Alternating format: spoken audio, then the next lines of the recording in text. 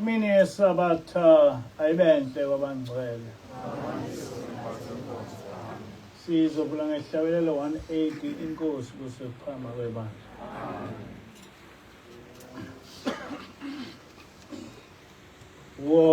Wozani nonke zizwe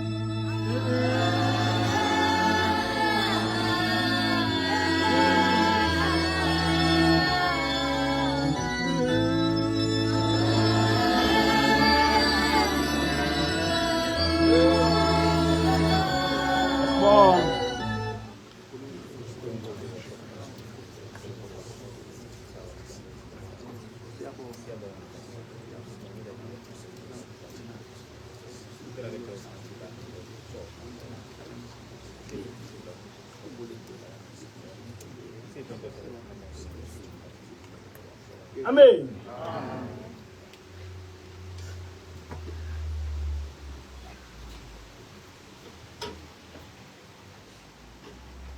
Isihloko salenkonzo sithi buyela esizweni sakho Nkosi yoxolo. Buyela esizweni sakho Nkosi yoxolo.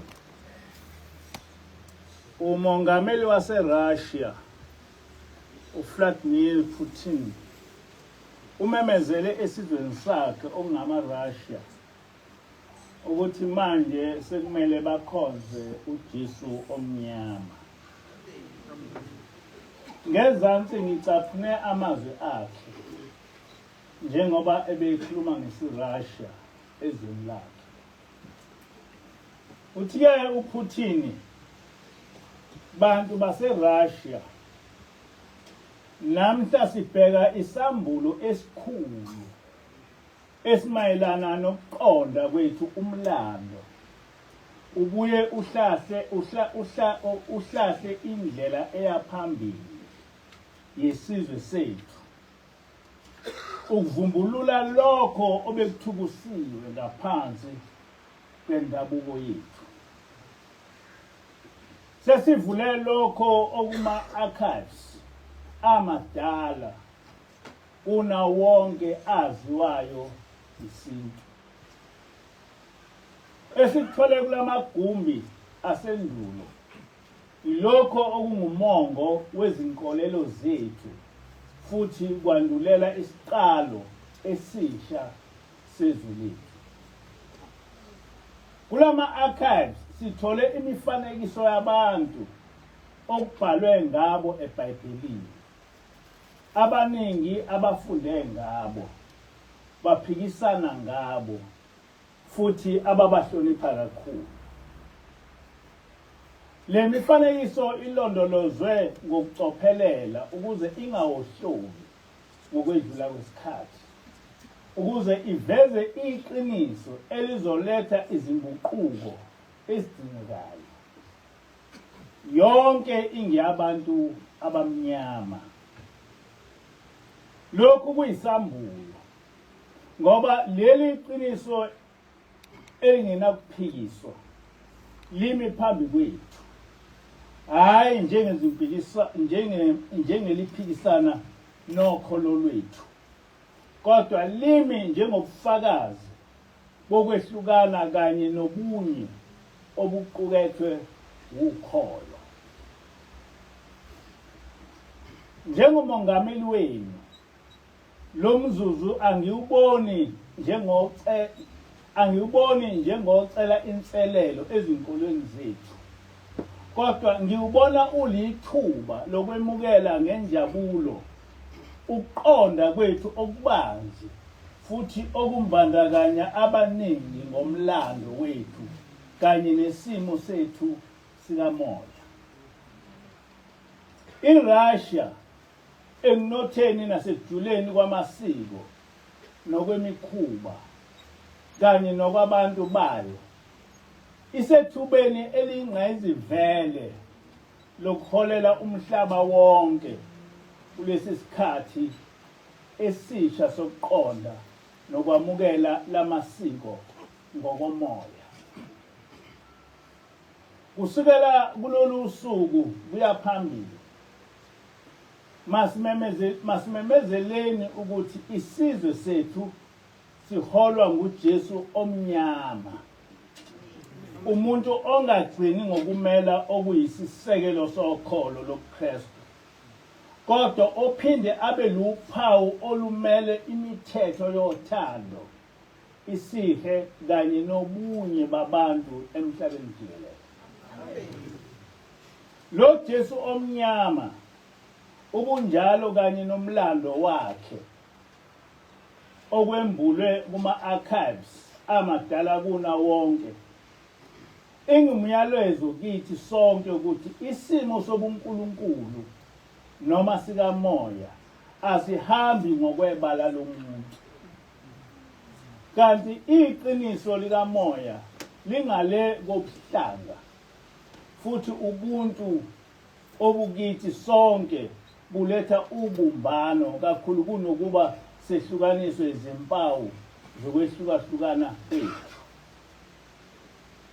Lokho kutholakele kuma-archives ukuthi umlando akusiyo nje indaba yalabo abaphethe amandla, kodwa iphinde ibe ngiyalabo iqhaza labo elizitshwayo noma eselikhohlakele. Kusicela inselelo ukuze siphinde sihlolisise kabusha lokho esikwaziyo, sizibuzeni ngalokho ebesithatha ngokuthi siyakwazi, siphinde sivuleleke kabanzi ngokwezinhliziyo zethu kulokho esingase sikuqonde futhi sibe nokholo kukho. Njengalokho siqala lolu hambo lokuvumbulula kanye nokuqonda, masikwenzeni lokhu ngezingqondo ezivulekile nangezinhliziyo ezinesisa.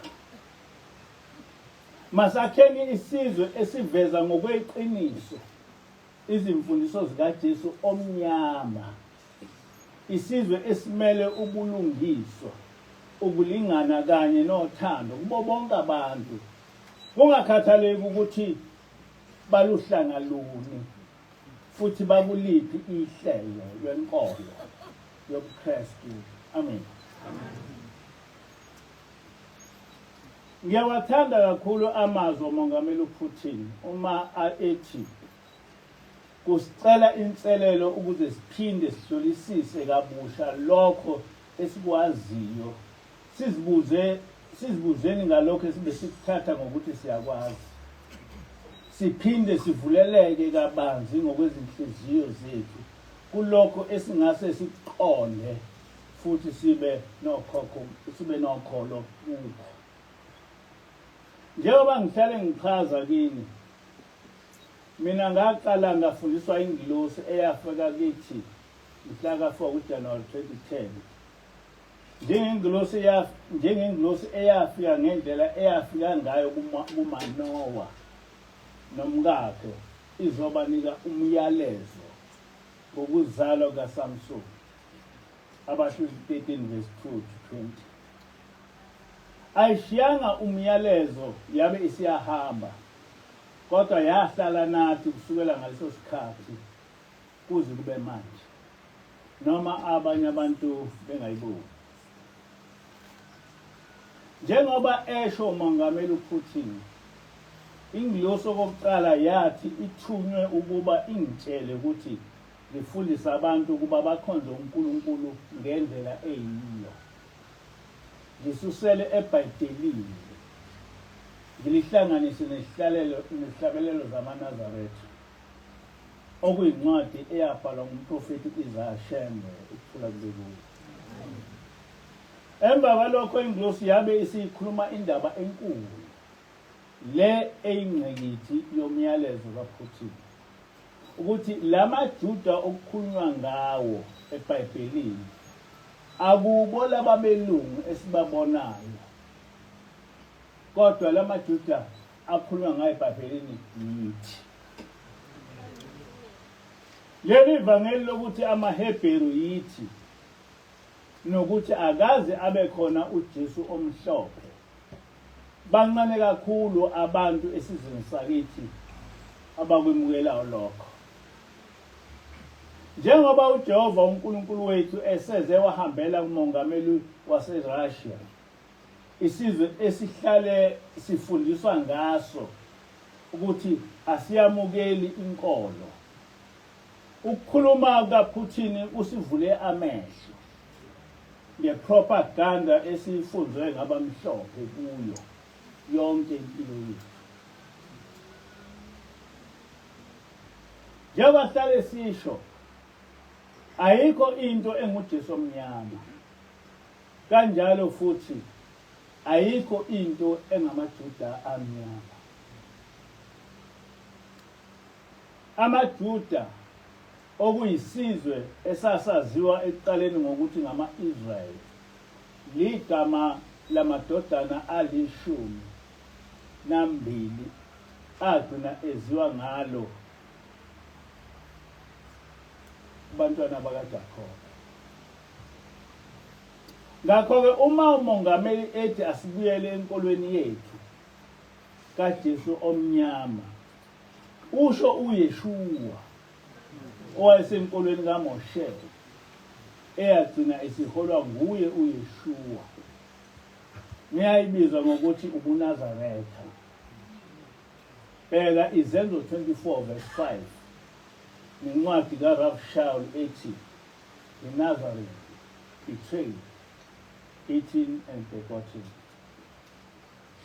uYeshuwa akaze abe ngumKristu ngoba ngokomlando wayengumholi enkolweni kaMoshe owahamba emhlabeni eminyakeni yo-33 AD. Kanti ubuKristu inkolo yamaRoma eyasungulwa nguConstantine ngo-325 AD. Sekwedlule iminyaka engu-300 uYeshuwa wahamba emhlabeni.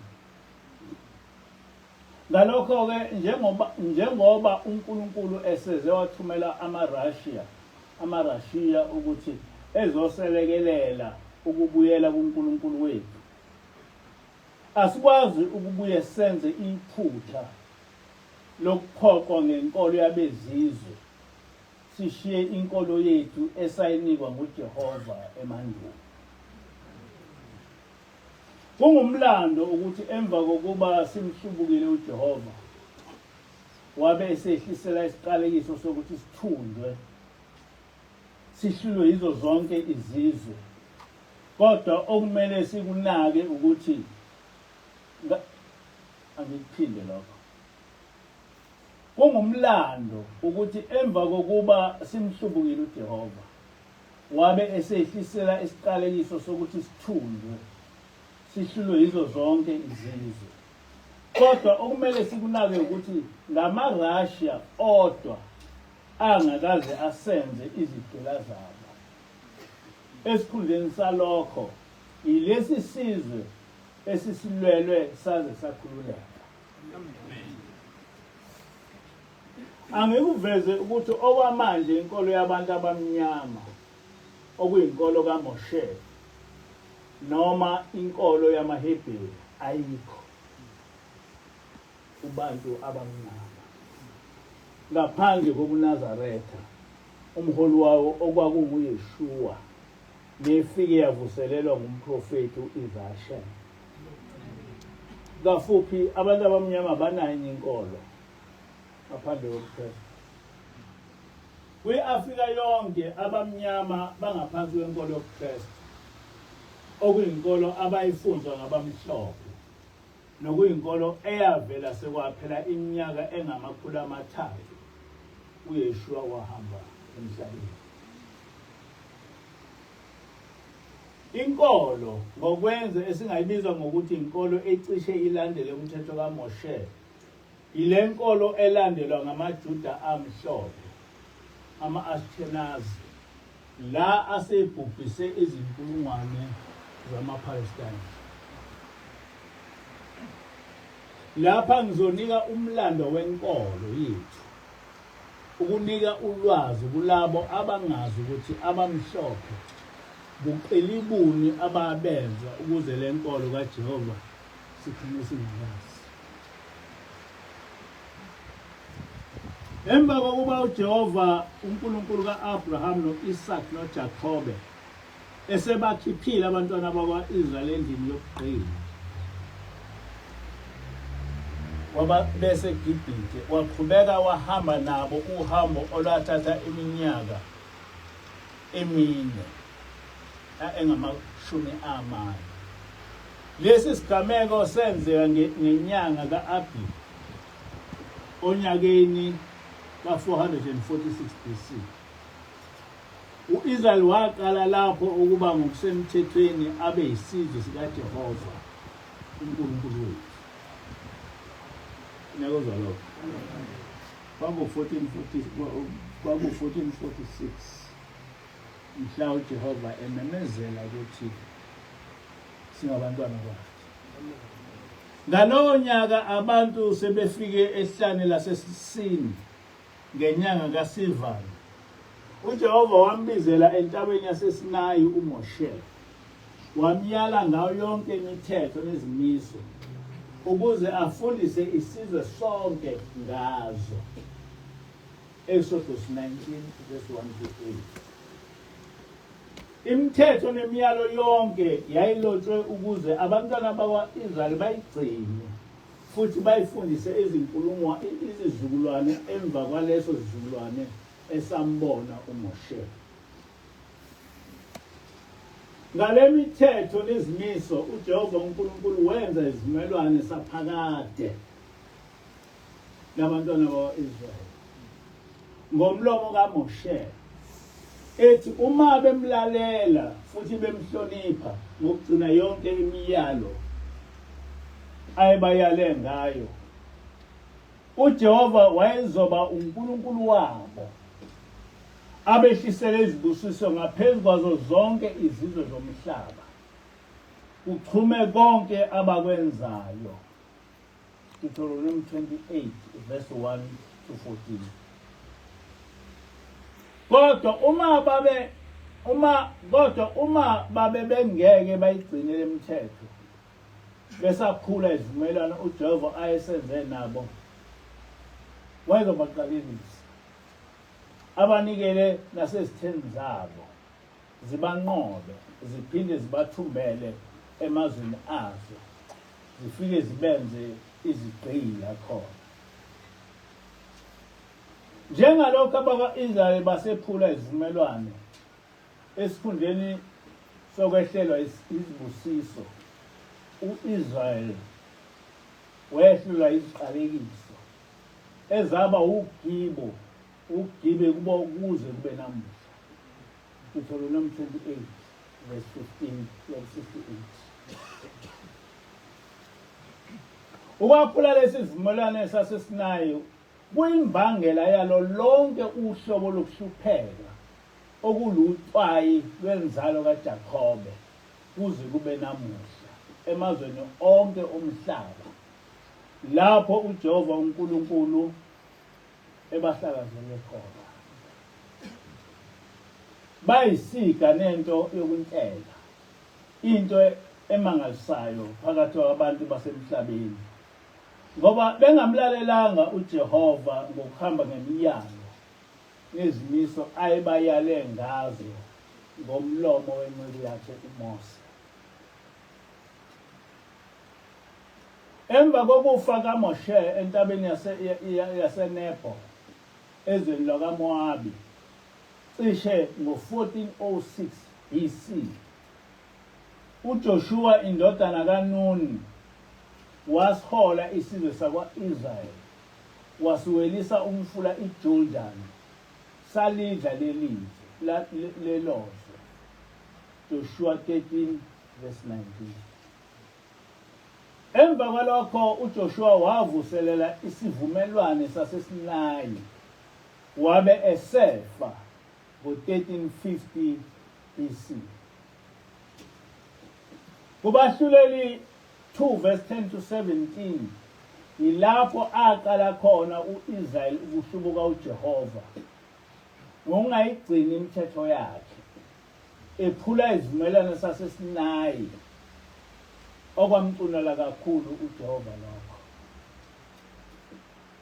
Ngesikhathi sikaJoshua lesi sizukulwane sasingayazi yonke imisebenzi yamandla uJehova ayenzele okhokho babo ehlane, ngoba leso sizukulwane sasesife sonke.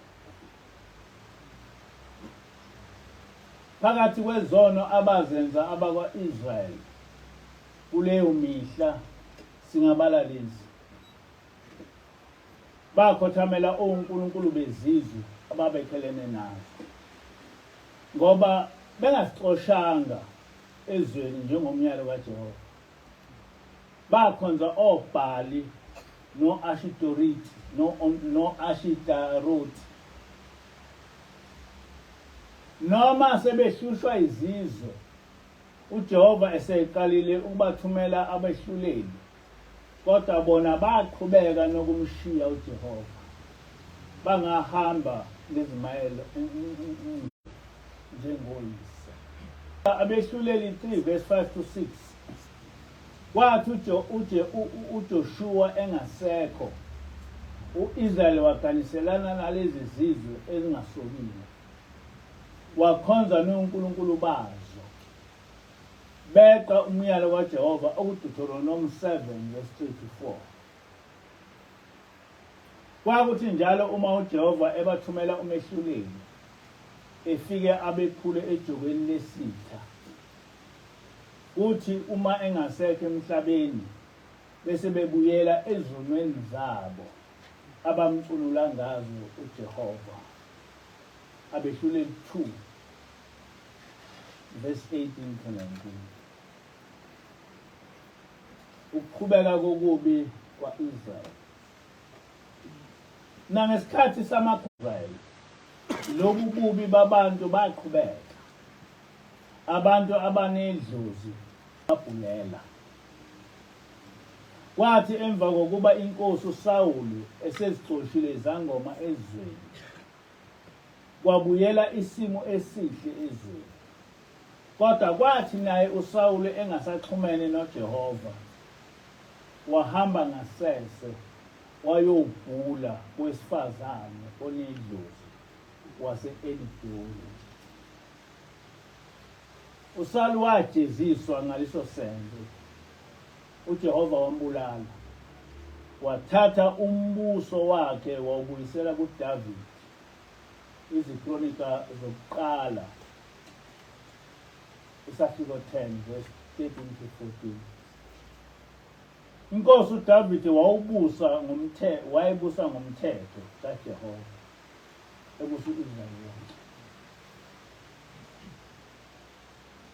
Emva kokufa kwenkosi uDavid ngo-970 BC, emva kokubusa u-Israyeli iminyaka engu-40, kwabusa uSolomoni owaba buthakathaka ngenxa yabesifazane abaningi bezizwe abathatha wabenza amakhosikazi nezaningi zakhe.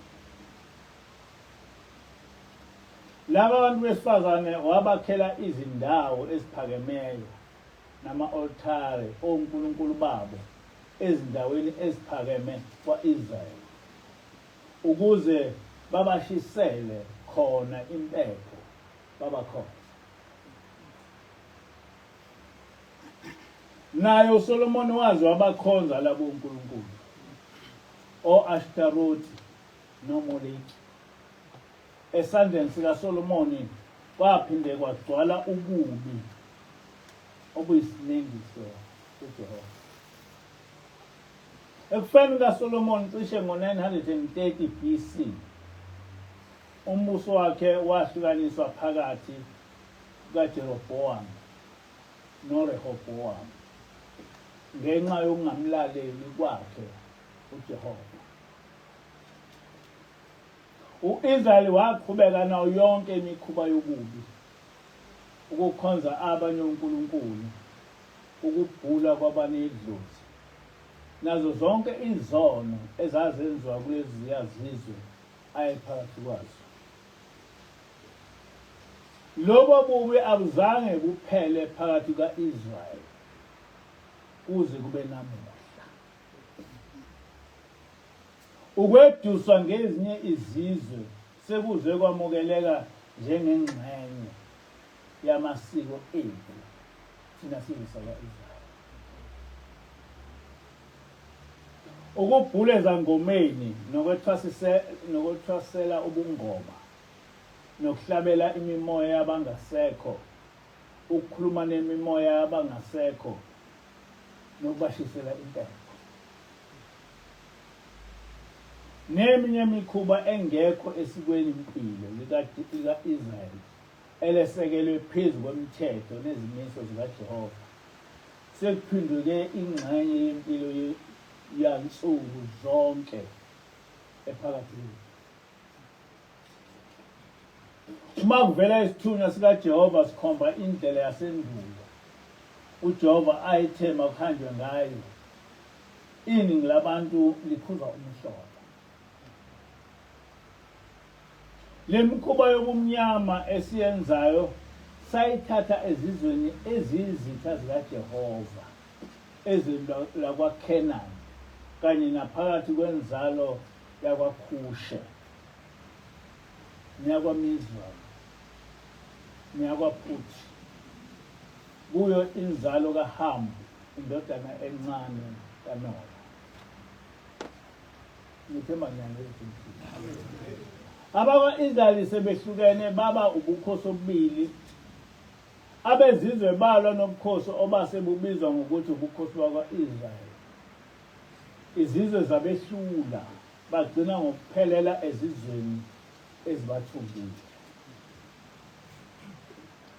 Kwasala ubukhosi bukaJuda okwaba khona iminyaka engu-150 sebaphela ubukhosi bakwa-Israyeli.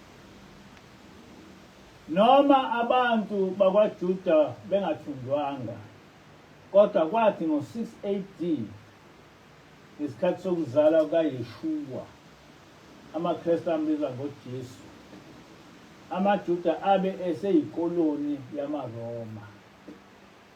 uYeshua wahamba emhlabeni cishe ngo-33 AD. AmaRoma anqoba amaJuda okugcina. Ngo-70 AD kwagcwaliseka isiprofetho sikaYeshua onguMesaya kuMathewu 24.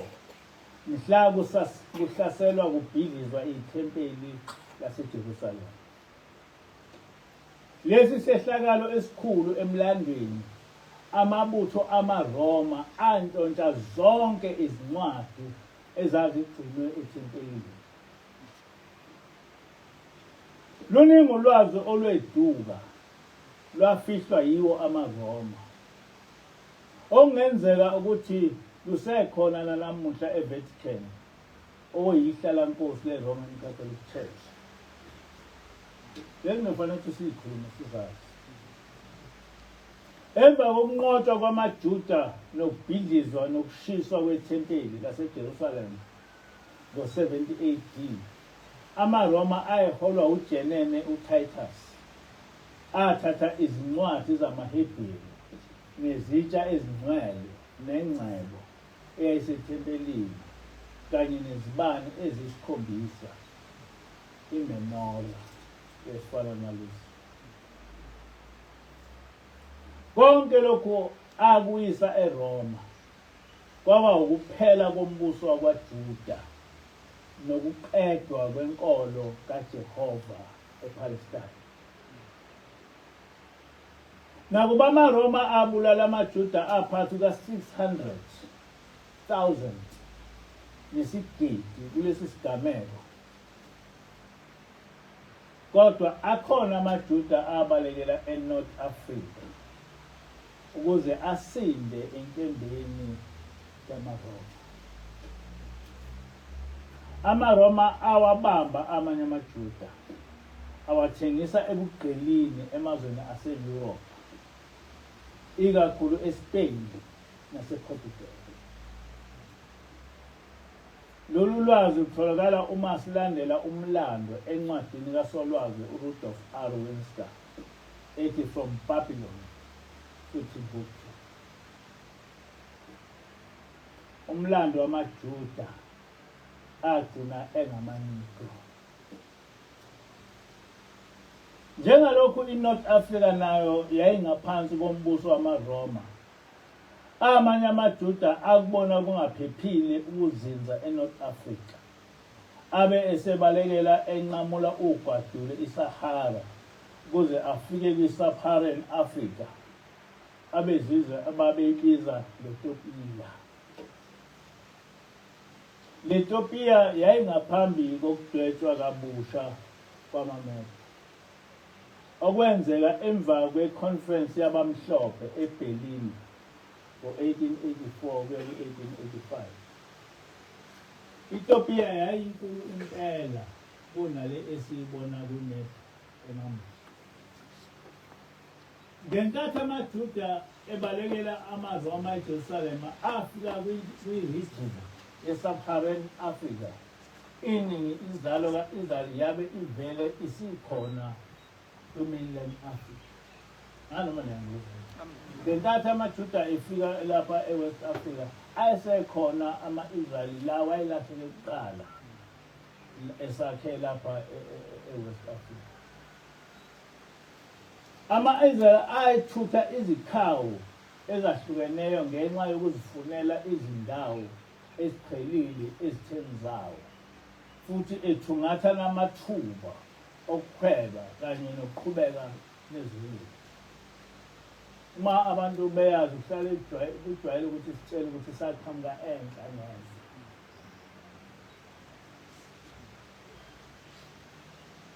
I-video clip ibalula ama-map adwetshwa abelungu ababeqoqa ulwazi nge-Afrika.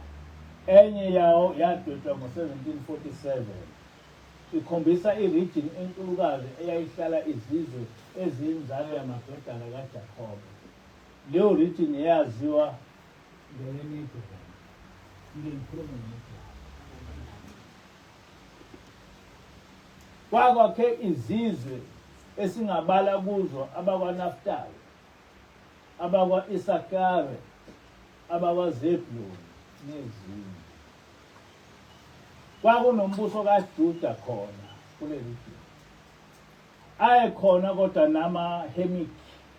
ama-Hamitic Africans okuyiwo ayevele akhe kule region enjalo kaHam.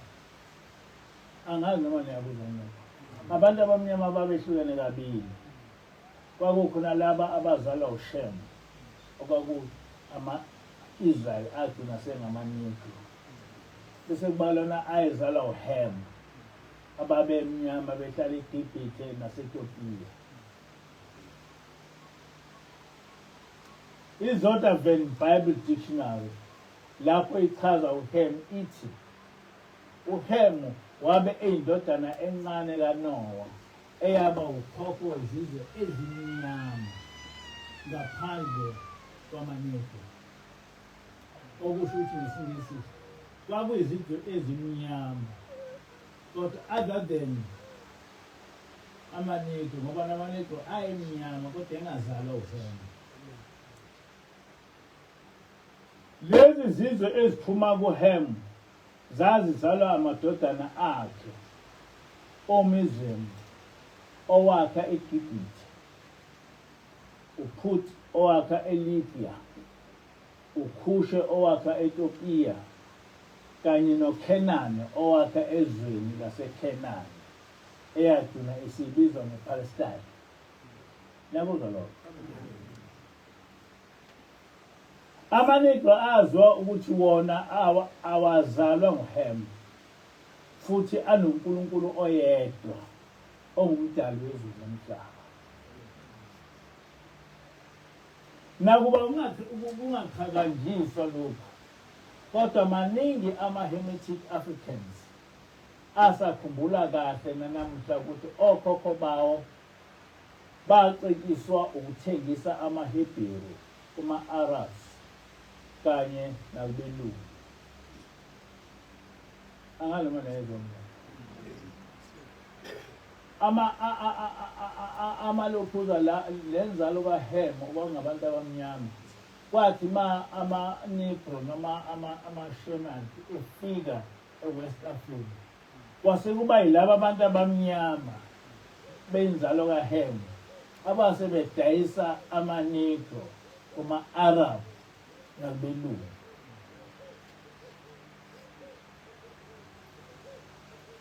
Ama-Jewish Ashkenazi adayisa amaJuda.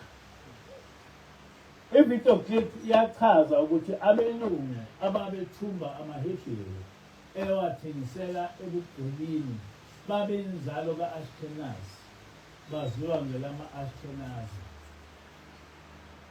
Sesichaze kaningi ukuthi lama-Ashkenazi yiwo ama-Khazars ayedabuka eKhazaria phakathi kwe-Caspian Sea ne-Black Sea, phakathi kwezizwe zase-Eastern Europe ezabe zaziwa ngokuthi zingama-Turkish Turks. Ithi le klipu lama-Ashkenazi ayengabahwebi ababecebile behweba ngezimpahla nangabantu abaphilayo. Angazi ukuthi niyazi ukuthi esikhoneni sihambayo sisale saba kwafetshwa ngathi sidayisa into ecela ngokusidayisela emini. Behlela ogwini usolwandle lwaseGuinea base beqasha ama-Arabs angamaSulumane ngokwenkolo ukuba ayothatha amaHebrew endlu yobukhosi bakwaJuda ongabantu abamnyama. Babe bafaka emkhunjini abayise e-Amerika. Lezi zehlo zazigcwalisa okulotshwe encwadini kaDuteronomy 28. Namuhla laba bantwana bakaJuda sebebizwa ngama-Africans. Ababizwa ngama-Africans kuseyibo futhi ababebizwa ngama-Negro. Kuthiwa ama-African Americans. Ama-African Americans amaningi. Indlu kaJacoba siyahlakazelwa emagumbini omane omhlaba njengokusho kwemibhalo uHezekiya 22 verse 15, uHezekiya 36 verse 19-24. Amazwe angaphandle kwe-Afrika anabantu abaningi abadayiswa bethathwe kule continent. I-USA, i-Trinidad, i-Tobago, i-Cuba, i-United Kingdom, i-Venezuela, i-Jamaica, i-France, i-Dominican Republic, i-Haiti, i-Colombia, kanye ne-Brazil. Abamnyama baseBrazil baningi kunabamhlophe bakhona. Ngiyabona amazwe esadayiswa kuwo. Umlando wamaJuda agcina esengamabantu. Kulesi sigaba sibuka ukuxhumana kwethu esilapha ezansi ne-Afrika nalomlando kaJuda. Ngaphandle kwethu thina amaZulu kunezizwe eziningi ezise-Afrika nase-South Africa ezinzalo kaJacob njengalezi: amaNdebele, kaMzilikazi, amaShona, amaLuba, amaSukuma, amaPutu, amaFeng, amaBakuba, amaBaluba, amaLingala, abaKhongo, abaHutu, abaGanda, amaTsonga, abeTswana, amaHerero, amaSwati, abeSuthu, amaThere, ama-Akwa, ama-Amba, amaMbete, ama-Aphakapeti, abaKwele, abame, abangado, abangi, abaRambo, amaLemba, abaTsanguni, amatsangi, amabebele, amabebile, amabhike, amabhembe, amabikile, amabhikeyi, amabhinza, amabhobha, amabhoko, amabhokodo, namabholoku kanye nezinye ezinye. Niyibona ukuthi zingakanani izizwe ezimnyama ezaphuma endlini kaJakobe. Lo wathi njena uNkulunkulu uyobona inzalo engangihlabathi zolwandle. Lapha kwaZulu eSouth Africa sinezimpawu zamasiko ethu esihambisana naleyo mithetho ayihamba ngayo u-Israyeli wasendulo. Kodwa okwanamuhla esingazukuzichaza lapha. Ukuqedwa kwenkolo kaJehova amaCretes, amaRoma. Nale concept yenkolo enezimpande zayo iBabylon sesiyichaze kaningi nakabanzi. uConstantine inkolo yamaHebheru ayeseyibiza ngamaJuda wayiqeda ngemithetho ebizwa ngokuthi ngamaCretes efundeka kanje. Ngiyayichitha yonke imikhosi nemicimbi nemithetho ukudla isinto esingenamvubelo iminikelo yamawundlu eyenziwa ngamaHebheru. Le nto ngifuna ukuyiphindaphinda ngoba abantu abangamakholwa kufanele beyazi le nto ukuthi badume kangakanani. Ngichitha iminikelo, imithandazo, ukulinda, ukuzingcwelisa kanye nokudumisa kwabo,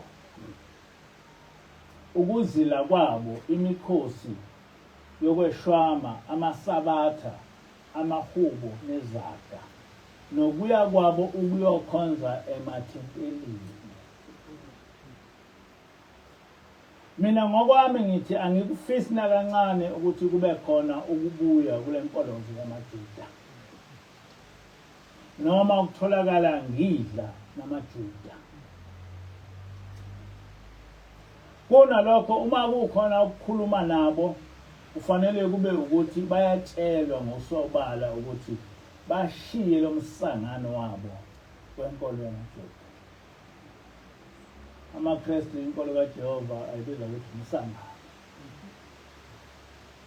Uma eke waba khona otholakala enza lokho noma yimina uqobo, ngiyacela isiqalekiso sikaKhayini noma isifo sobulepheri bukaGehazi sivele sehlele kini ngaso lesi sikhathi. Amen.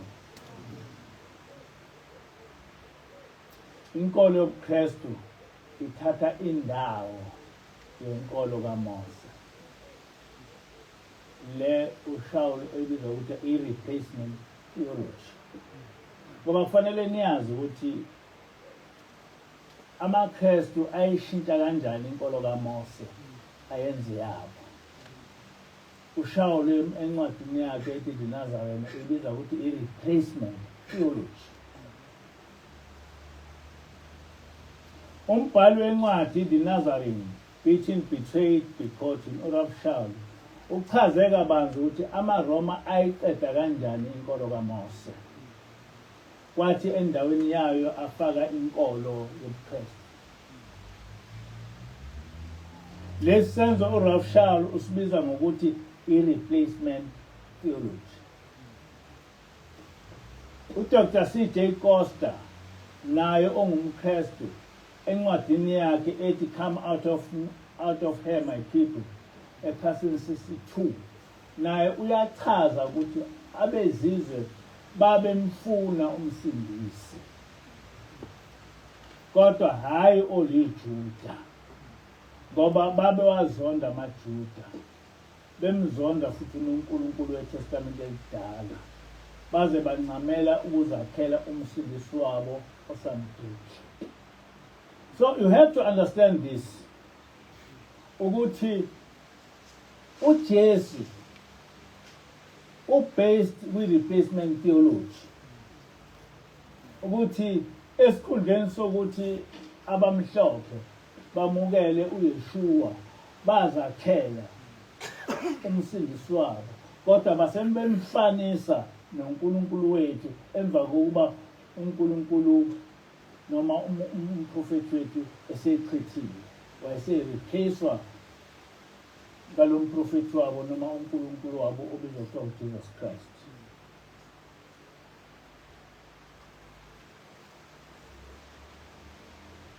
Ngokwenqubo ye-replacement theology, lo msindisi wabo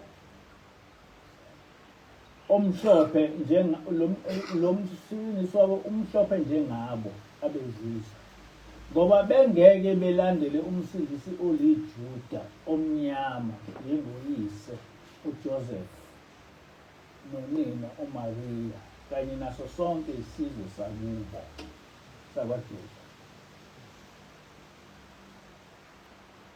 AmaRoma babazi ukuthi vele amaHebheru abantu abamnyama, bekwazi futhi nokuthi noYeshua kwakumuntu omnyama.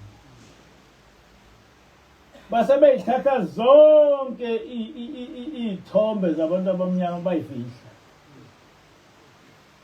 Nesika Yeshua omnyama basifihla.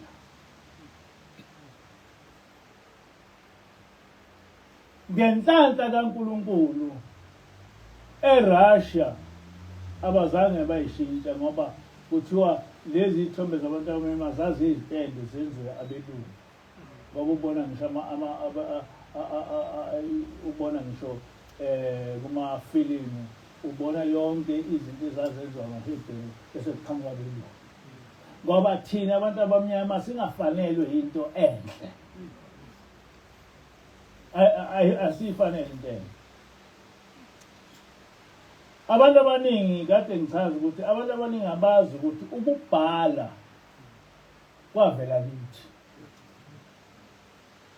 Ama-Arab ayisibiza ukuthi singabantu bencwadi. Ngoba zonke iy'ncwadi sahlale sibhala nje. Kodwa ngesiqalekiso, isiqalekiso sentembi kahle. Ayikho njengamanje into ezondwa umuntu omnyama njengencwadi. Ayikho into elokhu yazo ezondwa umuntu omnyama njengencwadi. Uma kwabeka incwadi nje abayibuka abantu abanye. Kodwa eqaleni sasibiza ukuthiwa singabantu bencwadi. Ngoba onke ama-Greek nobani bafundela kithi ukubhala. Kodwa lokho akukhulumi. Wonke-ke lama-European countries kwavele zafihlwa ilokhu zashintshwa. UbuKristu-ke bathatha indawo yenkolo yaseSinayi. Inkolo kaNkulunkulu oyedwa, uJehova noma uYeshua. Bathatha leyo nkolo kodwa abazange, kodwa ubuKristu akunayo uNkulunkulu oyedwa. UbuKristu bunoNkulunkulu omthathu emini. Lo ongekho enkolweni kaYeshua.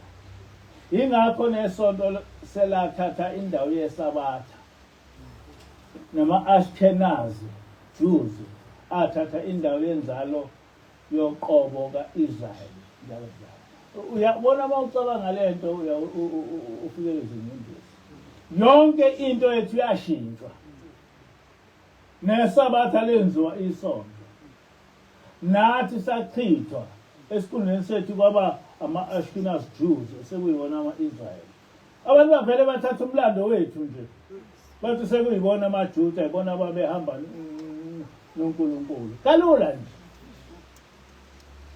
Manje into ebuhlungu ukuthi uyakuthi uma uthi utshela abantu abamnyama lento bevele bekuthuke. Uqale ukuthi umuntu omnyama umuntu onjani ngoba yonke lento iyiqiniso ukuthi wabhala ngisho uYeshua ukuthi kuyoba khona amaJuda angasiwo amaJuda. Namhla khona ama-Ashkenazi angamaJuda. Namhlanje ama-Ashkenazi athi iPalestine izwe lawo. Ibona babesuka elokhuzini. Besuka eGibhithe behamba noNkulunkulu. Kodwa akubakho abantu abamhlophe abake babazicela ngaphandle kwabantu abamnyama. And abantu abamnyama are comfortable ngayo yonke leyo nto. I can tell you ukuthi njengoba uPutin ekuvezile nje ukuthi uJesu mnyama, khona abantu abamnyama who are fuming about this. Ngoba iyabacasula indaba ukuthi kuthiwa uJesu kwakumuntu omnyama.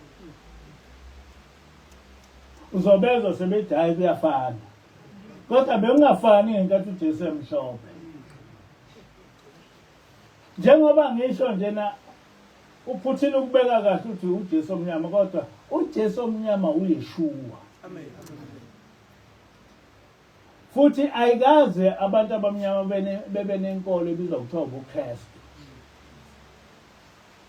Inkolo emnyama kwakuyi-Mosaic faith. Ngesikhathi sikaYeshua kwakungamaNazaretha. Konke lokho kwafihlwa. Yonke into yethu enhle yafihlwa. Le replacement theology ibe nomthelela ojulile odabeni lwemfundiso-nkolo. Njengokusho kaDr. Costa kuyo incwadi yakhe iKhasisi 2, abezizwe basungula isikole setheology ehambisa ngokwenqubo namasiko kanye nenjulabuchopho yamaGreki e-Alexandria esenyakatho neGibhithe. So yonke lenkolo yafundelwa. Kwavula isikole sokuthi kwakhiwe inkolo entsha. Othisha ababeqave kakhulu futhi beqeqeshwe ngokwezimfundiso zama-Gnostics, uClement no-Origen. Yibo abatshala lembewu yetheology eHellenized eyabe isisatshalaliswa emhlabeni wonke, ikakhulu eYurophu.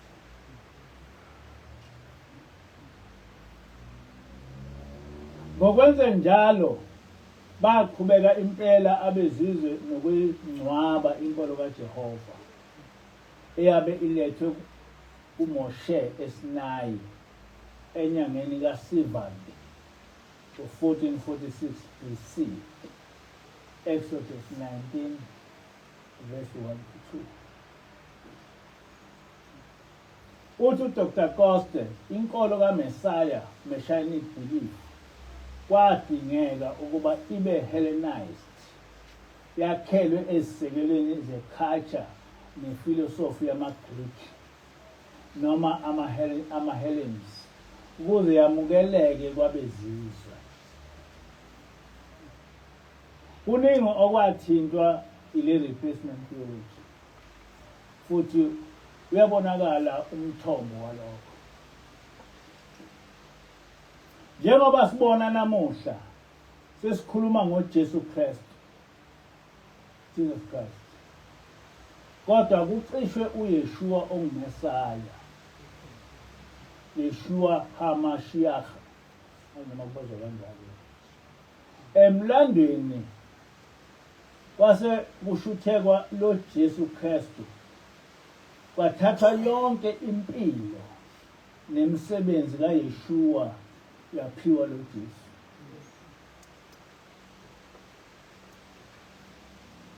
Yingakho kwiNew Testament ungeke uthole kukhulunywa ngeminyaka nezinyanga eziqondene nezigameko ezibalulekile.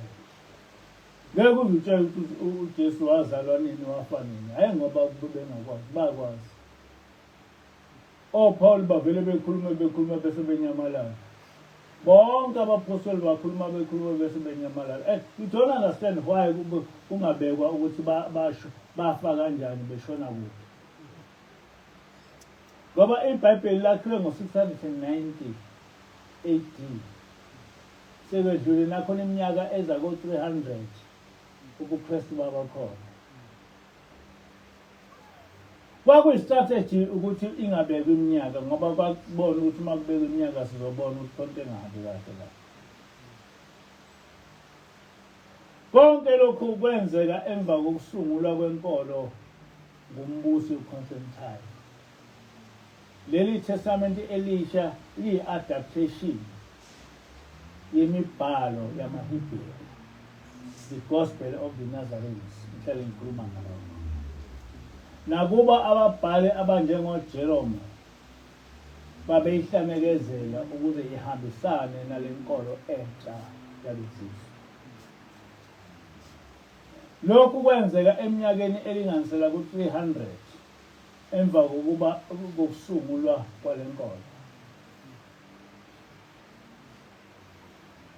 Kodwa abezizwe baphinde benza necebo lokwenza umfanekiso kaJesu owabe uzophikisa yonke imifanekiso yakhe eyabe idwetshwe ama-artist akudala ayemveza nebala lakhe elimnyama lamaHebrew.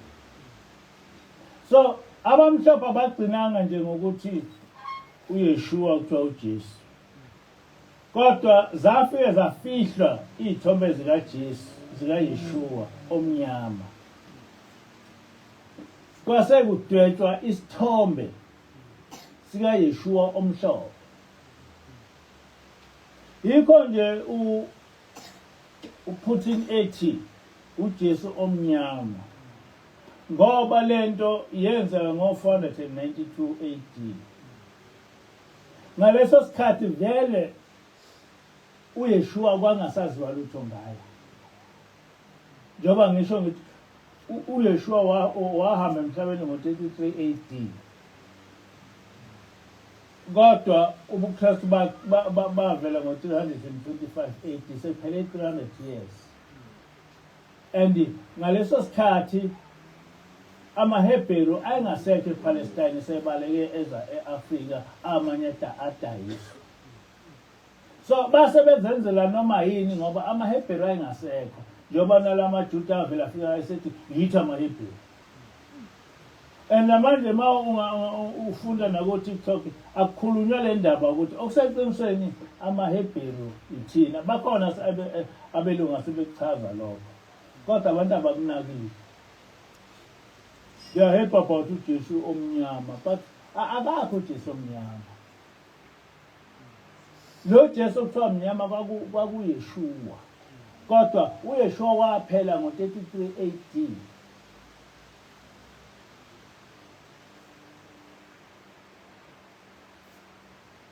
Eminyakeni yeRenaissance eyaqala eItaly yasabalala kuyo yonke iEurope. uPope Alexander VI owayengamele ibandla lamaKatholika wayala ukuba kudwetshwe uJesu ususelwe endodaneni yakhe uSiza Borgia. Kwathi i-artist uLeonardo da Vinci enqoba lo mqhudelwano wabe esenikwa umsebenzi wokwenza lo mfanekiso ogcine uswaziwa emhlabeni wonke. Lokhu kwenzeka ngonyaka ka1492.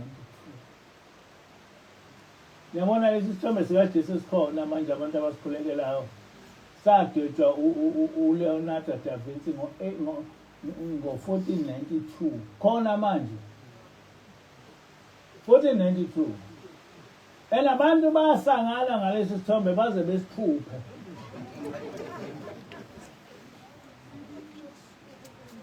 Besiphuphe impela. Bephupha into edwetshwe umlungu. Edwebe omunye umlungu besiphuphe. Abantu abamnyama abasangana ngoJesu. Senziwe uyawuthi uma uyicabanga lento ukuthi senziwe iphukuphuku ngalendlela ungaze ngazi ukuthi lento ngayithini. Yenziwa ngo1492.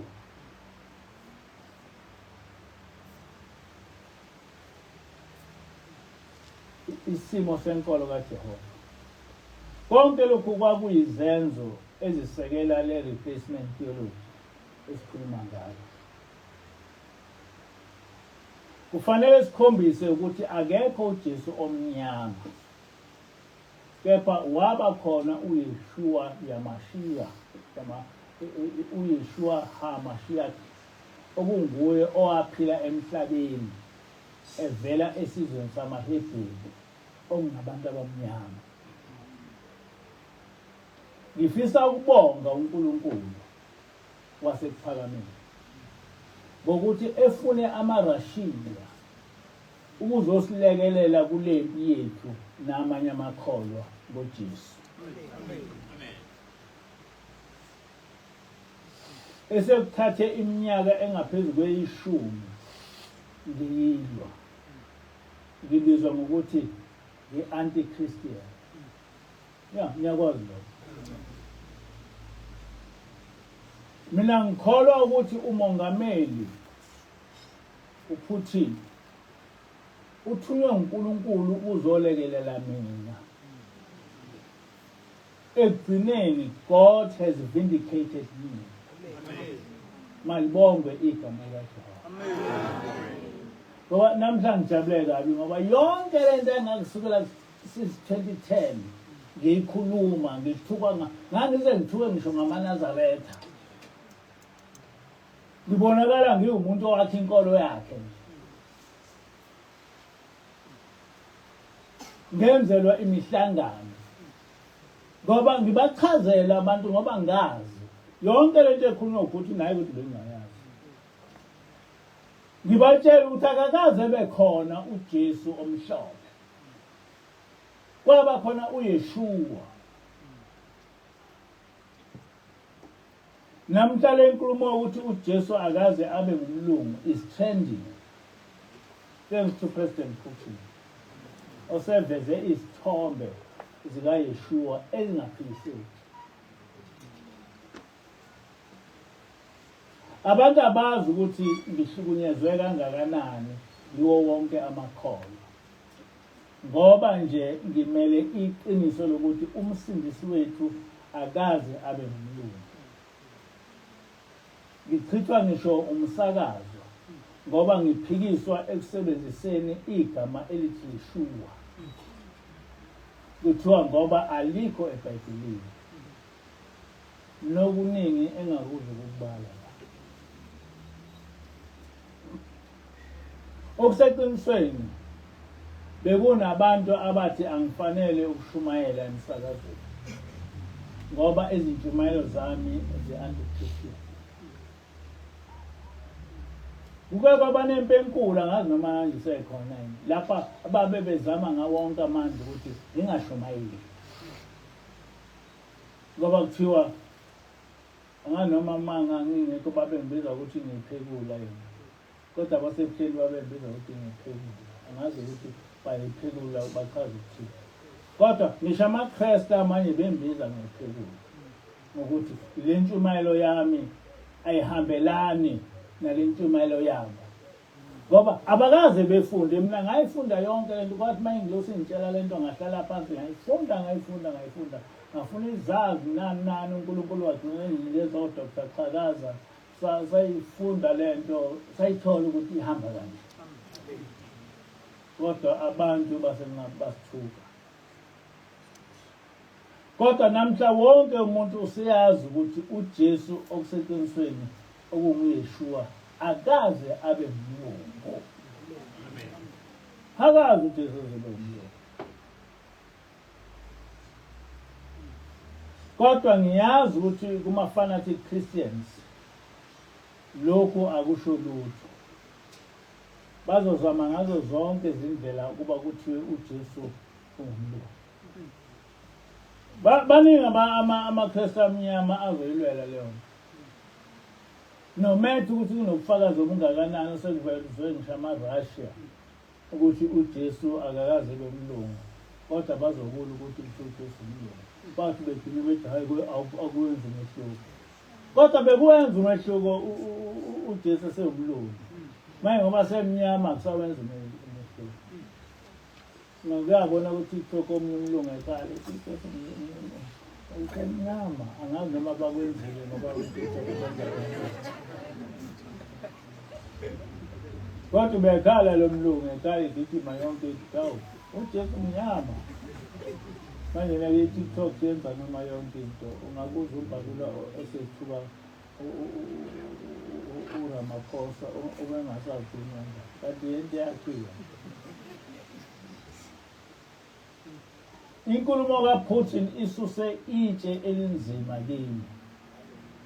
Ayikho into ebuhlungu njengokuthi abantu balwe nawe ngento oyazi kahle ukuthi iyiqiniso. Le nkulumo kaMongameli Putin ayikhulumi ngebala likaJesu kuphela. Kodwa ikhuluma ngayo yonke inkolo yabamhlophe. Okuthe uma beqeda eyethu basifunza yona. Inkolo yamaHebheru ongabantu abamnyama inkolo kaJehova lapha emhlabeni eyeza ngoMoshe. Ngakho-ke asigcini ngokukhohliswa ngebala likaYeshua. Kodwa senziwa izilima ngokulahliswa inkolo kaMoshe okuyinkolo kaJehova. Sasesifunzwa inkolo esungulwe umuntu okholelwa eThixweni. Ngoba laba bantu nathi sikholelwe eThixweni ngoba le nkolo lena babenza abanawo uNkulunkulu into eThixweni.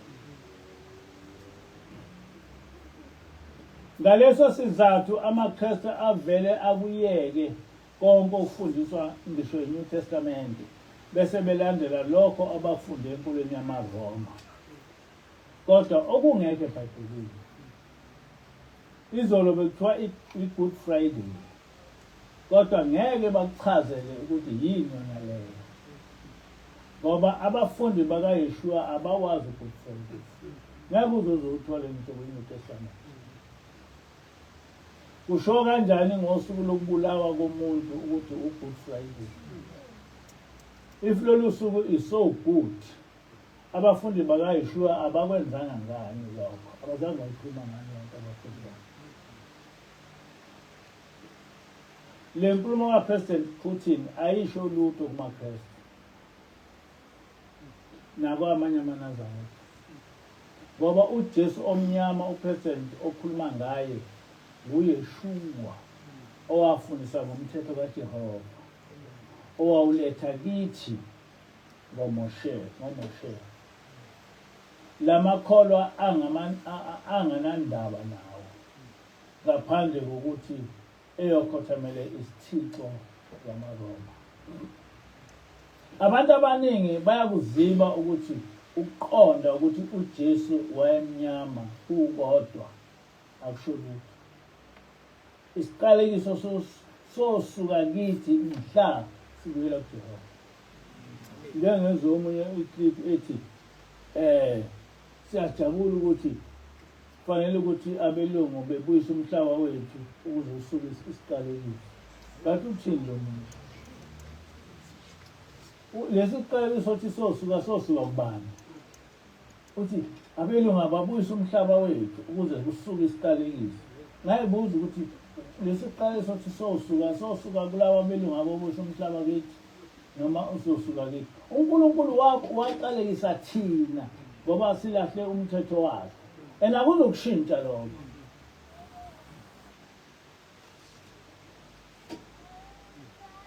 Ukubuyela kuJehova kusho ukugcina imithetho yakhe.